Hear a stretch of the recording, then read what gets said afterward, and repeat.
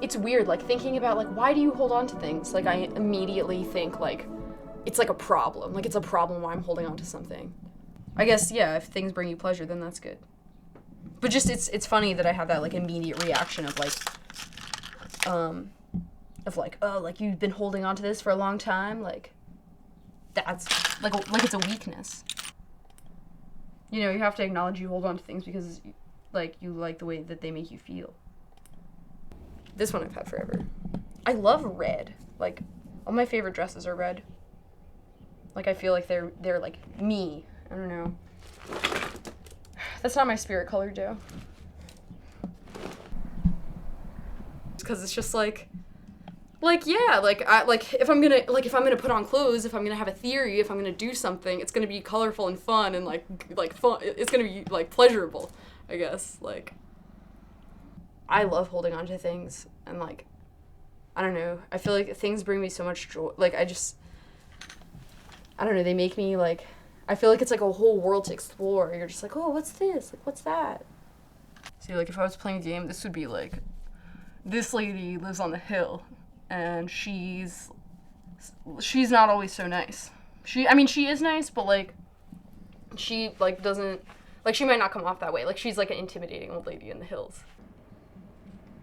Snails represent oversensitivity. Cats are femininity. That cat is like, which is like kind of how I am. Pikachu is awesome.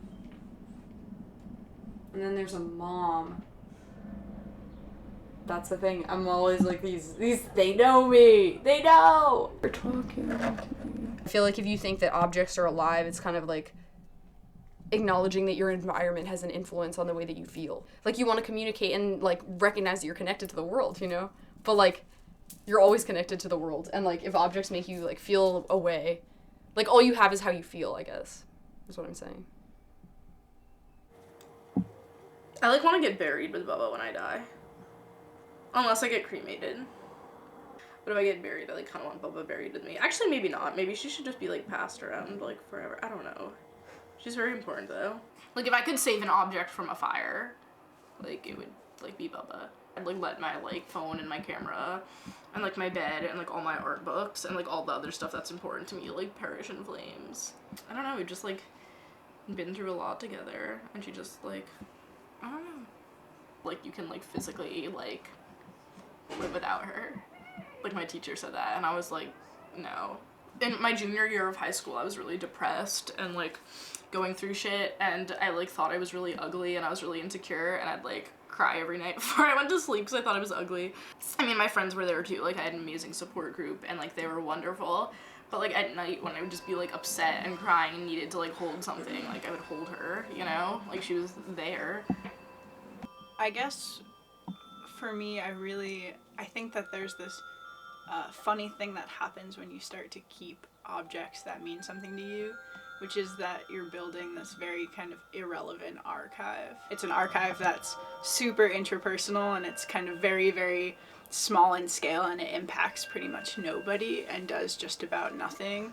And I think that that's hilarious. On July 4th of a bunch of years ago, I was traveling with a couple of friends, and we ran into this guy and his brother. So we bought a bunch of beer, and he's like, you guys should spend the night in my trailer. You would walk in and you'd kind of gag.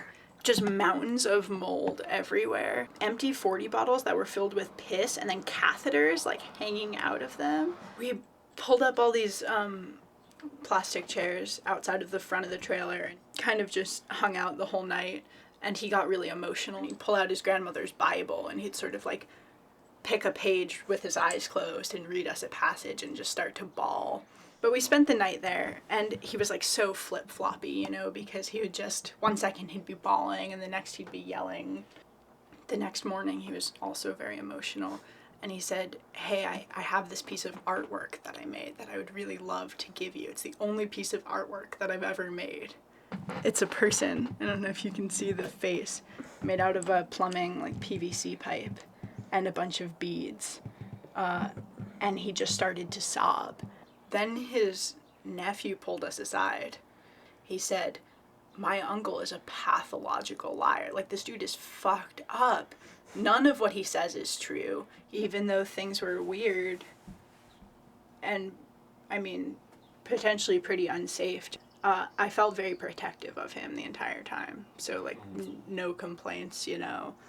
Like, a lot of this stuff did come from friends, and a lot of this stuff was found, but very little of it, I guess, was bought. Buying things starts a life with them, but the way that I keep objects is kind of extending a life with them, which is pretty different.